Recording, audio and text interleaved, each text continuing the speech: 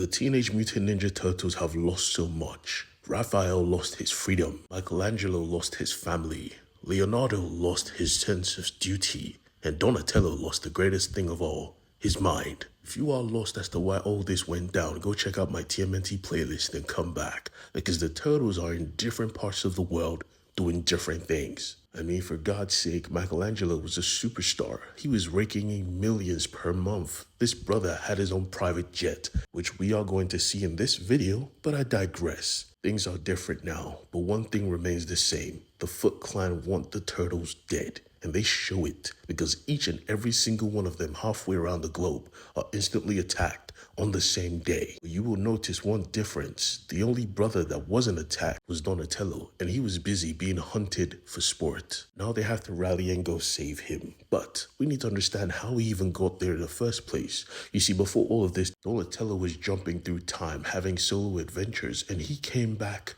wrong. He wasn't digesting food. He wasn't keeping muscle mass. He was just sickly and ill. And for some reason, he was losing his mind. On his journey, he stopped at the South, and when he heard a voice, he realized what was happening. It was a caged truck full of teenage mutants, just like him. He wanted to help, but before he could even do that, he got put to sleep and tossed in a cage. Now fast forward to the present.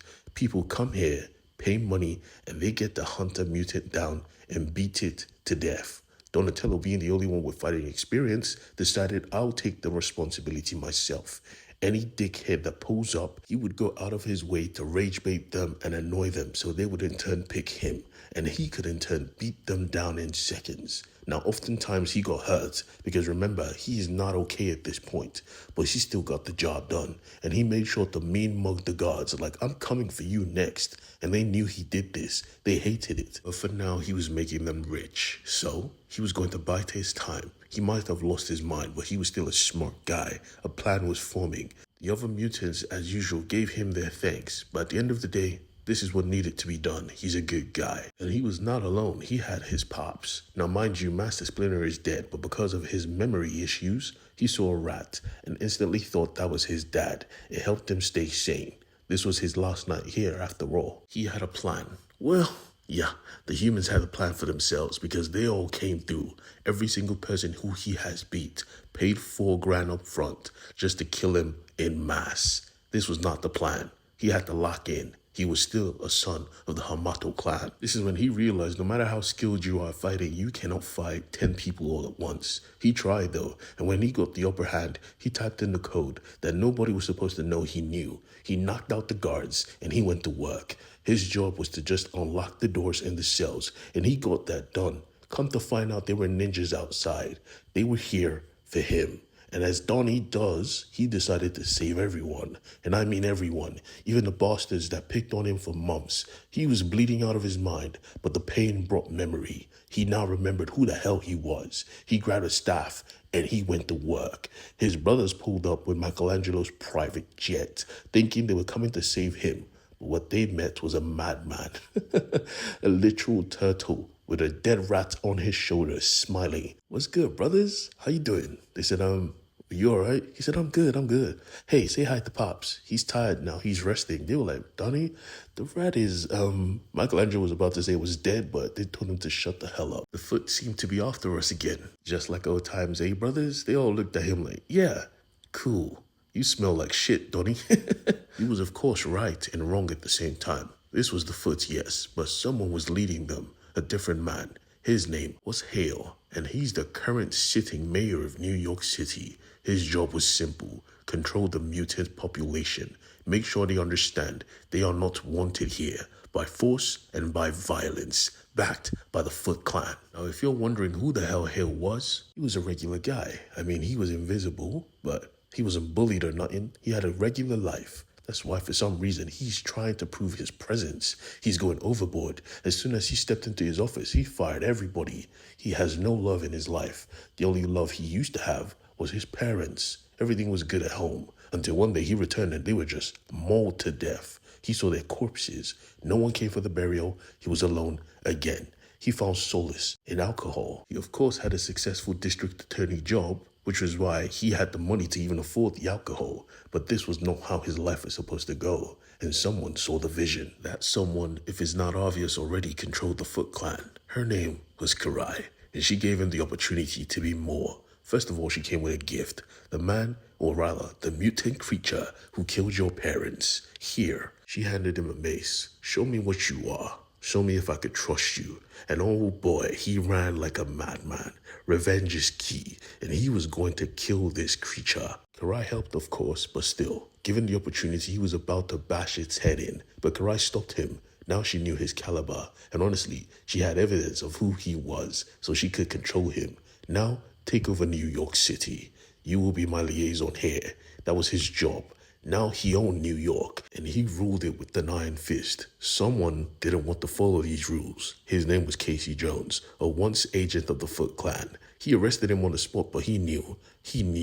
This is the Foot operation, you clown. You're just a figurehead. Where is Karai? Karai is indisposed at the moment. She said not to be disturbed. Casey said, I want to speak to Karai. He said, I'll give you a choice. Here, the same mace Karai gave me. I'll give my guys the order and they will set you free. All you have to do is grab the mace and beat me down.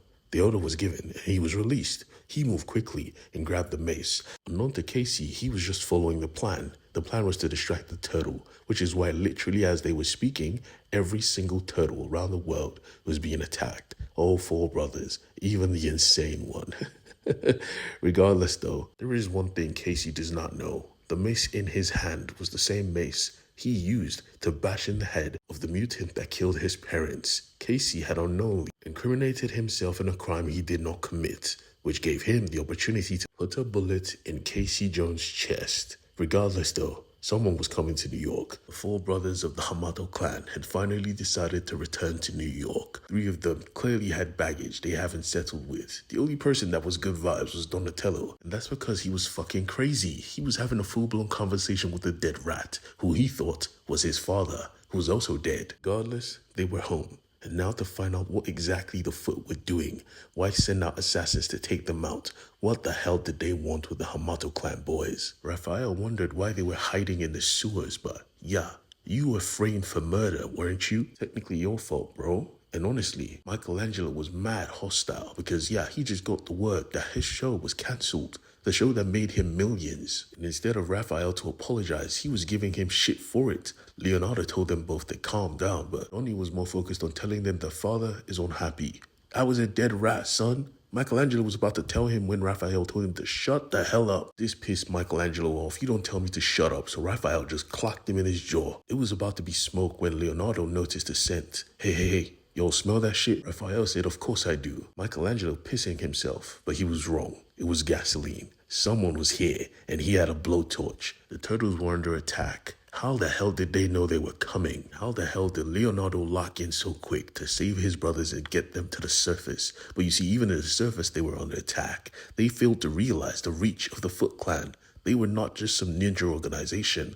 They were the cops of New York City. Well, cops or not. These were the Teenage Mutant Ninja Turtles. They needed bikes, so they took theirs. Leonardo had to watch his brothers bicker like children. God damn it, Donnie. Looks like it's just me and you. He turned back to see Donnie mid-conversation with the dead rat. God damn it. Looks like it's just me. Follow. Like muscle memory, they just started to follow. They started scaling a building. They got to the top and they were still arguing like, chill.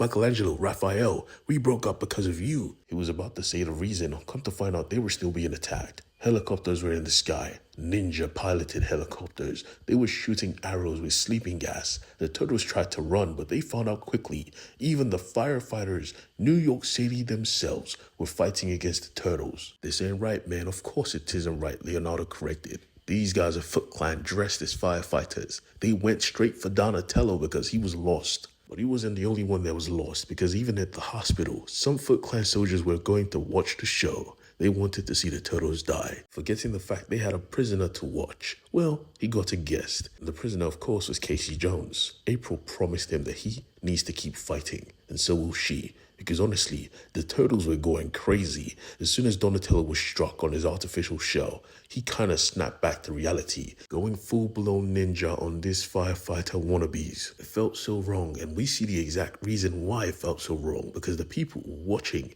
and they were filming. Mind you, at this point, the turtles have saved New York countless times, and yet they were still threatened, at gunpoint really. Raphael was with the smoke. You wanna die? Keep pointing that gun at me, alright? Leonardo said, Raphael, chill out. We need to dip. He said, fuck off, Leo. I can handle this. Leo said, enough, and clocked him in his jaw. You have been acting like a child. I'm tired. You want to fight someone, motherfucker? Fight me. He was ready for it, too. I mean, they were absolutely surrounded, and everyone just watched as two of them just started fighting. Donatello was like, Master Splinter doesn't like this. Michelangelo was like, the fuck? Bruh, that's a dead fucking mouse. Everyone froze up, like, oh shit. He looked at it like, if this thing is dead, what voices am I hearing in my head? The Foot must have gone tired of this foolishness because they pounced. I mean, they attacked, but the turtles still managed to survive. They tried to run, but instantly they got surrounded again. And he was here, the mayor himself, the king of New York. Hello, turtles. My name is Hale, and I'd like to welcome you back to New York City. But as you can tell, you are not wanted here, especially you, the red one, because you are a murderer. As they looked around, they saw his face splashed everywhere. Mind you, Raphael didn't kill nobody, and yet he was going to pay for it. Turtles were in trouble, and Donatello, for some reason, was still holding a dead rat in his hand. Oh, welcome to the TMNT. This is going to be fun. And please do not forget to leave a comment. You can give me a tip, or you can just hit the subscribe button. Join the family. Peace.